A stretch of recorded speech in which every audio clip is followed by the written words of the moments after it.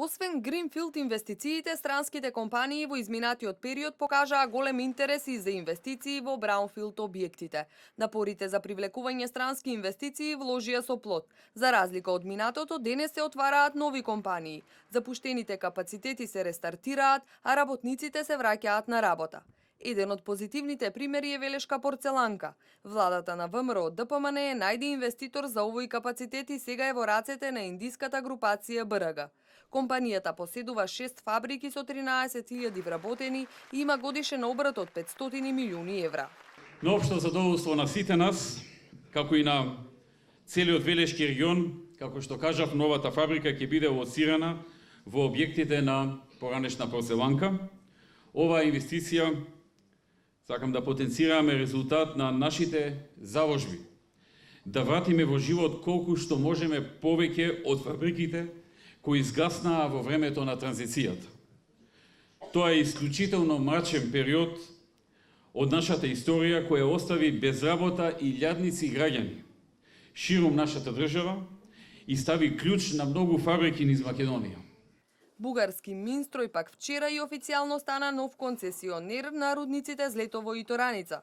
Тоа ќе значи работа за над 1000 рудари, локален економски развој, но и зголемување на извозот од земјава. Во месец мај ќе започнеме со работа и ќе имаме првата руда. Имам представа што треба да се направи, каква техника и каква опрема треба да се купи и повторувам дека ќе направам 10 милиони евра инвестиција во двата рудника. Рударите кои ќе бидат вратени на работа ќе добијат и поголеми плати. Оваа компанија која работи и во интернационални рамки понуди највисока сума на електронската лицитација од околу 2 милиони евра за двете концесии. Тие планираат инвестиција од 10 милиони евра и најважното, сигурна работа на 1000 рудари, односно екзистенција на 1000 семејства од овој крај на државата. Посветеноста се исплатува. Таа напорна работа ќе донесе сигурност и екзистенција на 1000 семејства. Продолжуваме понатаму да ги решаваме проблемите на граѓаните и да работиме за нивна корист, напиша и Груевски на Фејсбук.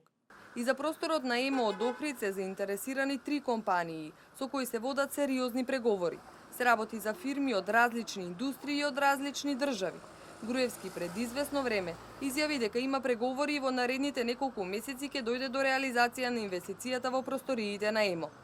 На бизнис заедницата и стојат на располагање 450 браунфилд капацитети, кои може да се рестартираат или да се прилагодат за нова дејност.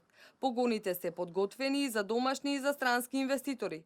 На страницата brownfieldinvestinmacedonia.com може да се најдат сите информации за стотици погони. Инвеститорите да се запознаат со потенцијалите кои може да бидат искористени во бизнис цели.